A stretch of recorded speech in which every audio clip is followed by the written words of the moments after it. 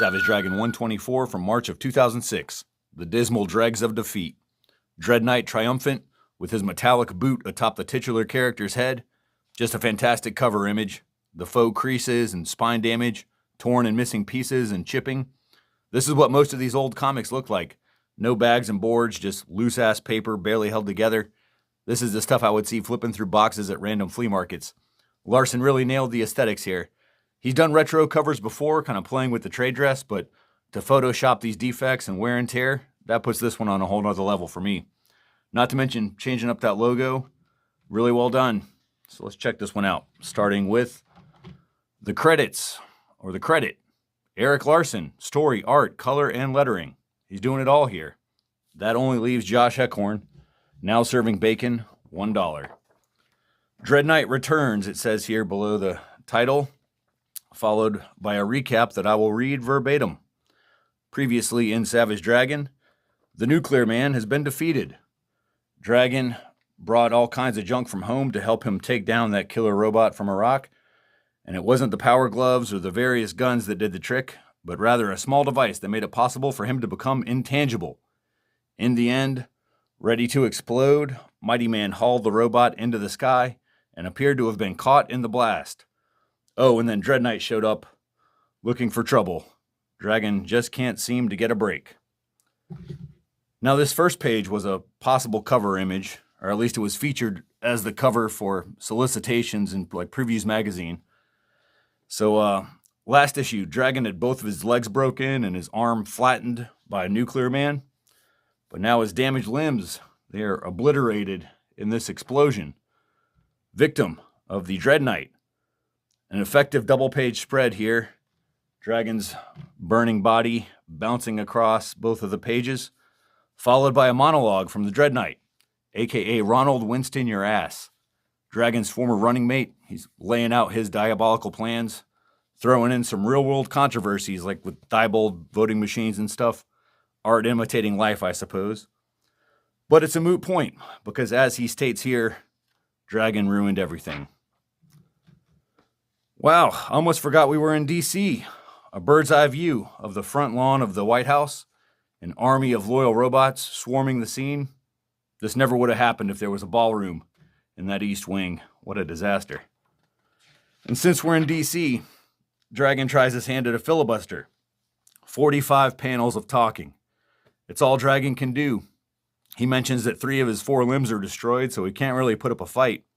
So he'll talk this bastard to death. And Dread Knight, he's had enough. He fires another blast at Dragon.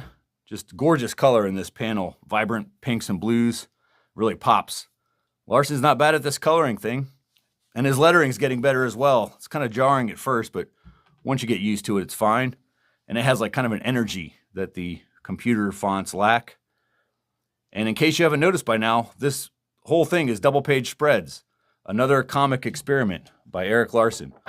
We've seen his all-splash page issue before, as well as others. But I really think this works well, running the panels across multiple pages. Really cool layouts. Kind of a home run by Larson, in my opinion. And I know I mentioned his lettering improving, but check out these sound effects, man. This is pretty great stuff. Isn't that a great Braka Tharkum, or what? Now for a change of pace. We cut to the Flash Mercury Spectacular Dragon. It's been a while since we saw this dude. He was working for the creator back in issue 100, but it's been a while. And last issue, we saw that the creator was shot dead by Mr. Glum. So now Flash Mercury, he discovers the body, and his reaction is to shout, "Hooray!" There's a couple other gags down here. We got a Peter Parker Aunt May cameo, and then a strip where Mr. Bug turns his landlord into a fly and then splats him with his bare hands. Rent paid. Just an amusing diversion from the main plot. And it works well as like 3 separate comic strips on like a newspaper page, the layout and the kind of different art styles for each section. And this reminded me of a more recent issue, number 252, A Salute to the Funnies. Flipping through this, I realized that this is also a double-page spread issue. So it has that in common with issue 124. This is just one of the most impressive comics of all time. Just blows me away. If you haven't read this one before, it's great. But back to our story. Washington, D.C. Alex Wilde is Donald Ducking it here. We got a shirt, no pants. Makes her way over to the Super Patriot, who was torn limb from limb. His head is still attached to his torso, so he politely asks his Liberty League teammate to kindly scoop up his pieces so he can pull himself together. Meanwhile, Dragon is a one-armed, no-legged man. Hang him on the wall and call him art. Speaking of art, this image, this panel of Dread Knight holding Dragon by the neck, this was a potential cover, one of many that Larsen had sketched out, but rather than discard it, he repurposed it for this page. I think it's pretty effective. Dragon rarely in this kind of peril. But it's time to put down this wannabe dictator. Super Patriot fires a volley of shots that disable the suit. Once again, man, look at this kind of 3D lettering here. This little Zaka Zaka Zakas. It's kind of a unique touch. Then Alex gets in on this, strapping on the power gloves, delivering a knockout blow. Scrow. Or Scrow. I'm not sure which one. So she loves the power gloves. They're so bad. Then with one arm, Dragon grabs your ass. Or Dread Knight. Dragon grabs Dread Knight. Then there's a little political discourse. The storyline in this issue would be criticized by some fans for bringing politics into their comics, relitigating the 2004 election 2 years later in 2006. I have some sympathy for these readers, especially considering that this comic came out so infrequently during this time that it feels like this election story and the politics of it are just kind of dragging out too long. But, Larsen defends himself in the letters page, and I'll probably read some of that when we get there, but I'm not bothered with this stuff. It seems like he's an equal opportunity offender. There's a Ralph Nader joke, George W. Bush, of course, and I couldn't help but laugh when Dread Knight calls Democrats ineffective, spineless milksops.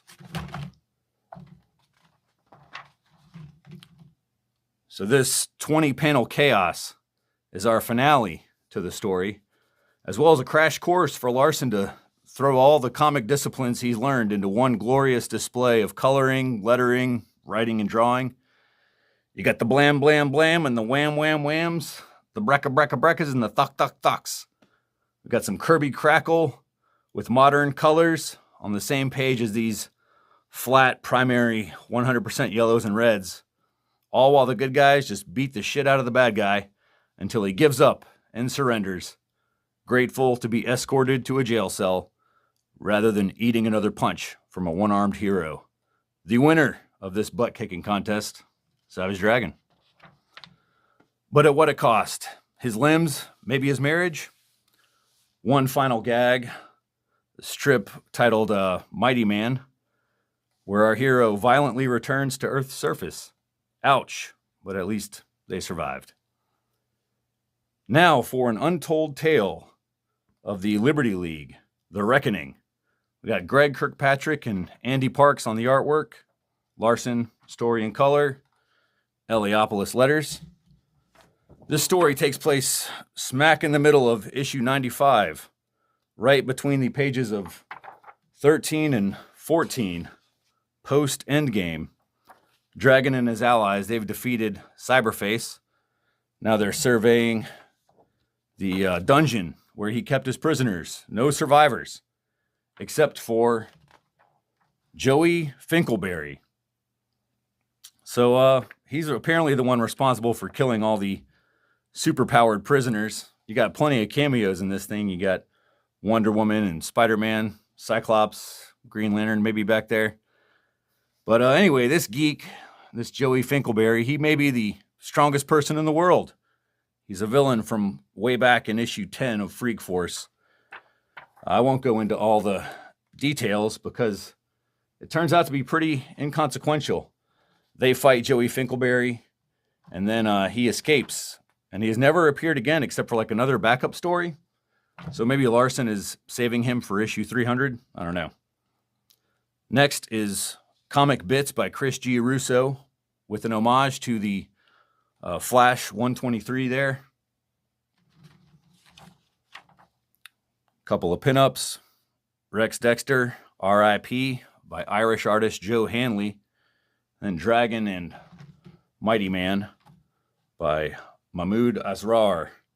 He would go on to work regularly for Marvel and DC. Just Leaves Fanatics.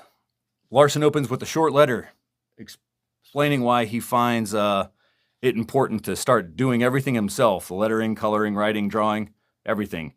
And he says it's all part of growing as a cartoonist. It's all part of the finished product, and the goal is to have every part working in harmony with each other. There will be growing pains, and he's making adjustments here and there. There will be more adjustments as he gets a handle on all these new tasks, but stick it out. All right, and the rest of these are reaction to issue 121 from The Usual Suspects. But we lost one here. A fan has written his last letter. This guy named Dirt. That's what it says there. His name is Dirt. And he's offended by this book and will not be buying it anymore. So I'm sure there were other letters like that, but Larson is not afraid to print letters from his critics and respond in kind. But enough with the letters. Next, Things Get Worse. Is that possible? Yes, it is. Issue 125 is next. Adios.